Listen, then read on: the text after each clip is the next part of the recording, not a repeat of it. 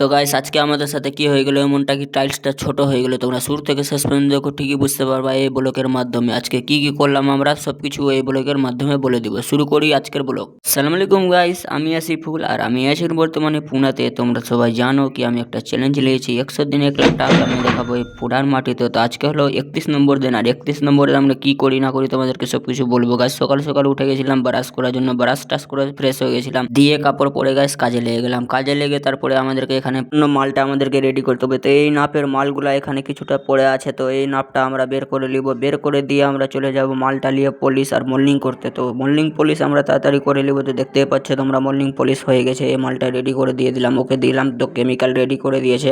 দিয়ে আজকের মতো আমাদের কাজ আছে এই বাথরুমে। তো এই বাথরুমে লাগাতে হবে আমাদেরকে ওয়াল টাইলস। তো ওয়াল টাইলসটা লাগাবো। তো সবকিছু আমাদের রেডি হয়ে গেছে, তোমরা দেখতে পাচ্ছ। আর তোমাদেরকে দেখাই এগুলা হাইলাইটার লাগবে। এই বাথরুমে অন্য হাইলাইটার আছে, এখানে পুরোটা হাইলাইটার যাবে মাঝখান দিয়ে। তারপরে গাছ এই বাথরুমের আমরা চালটা ধরে নিলাম, তারপরে এখান থেকে হাইলাইটার থেকে আমরা চালু করলাম। তো এই হাইলাইটারটা আগে লাগিয়ে দিব, তারপরে দিয়ে চারদিকে লাগাবো। তারপরে তোমাদেরকে দেখাবো কেমনি লাগছে আর কি টাইলস লাগছে এই বাথরুমেও।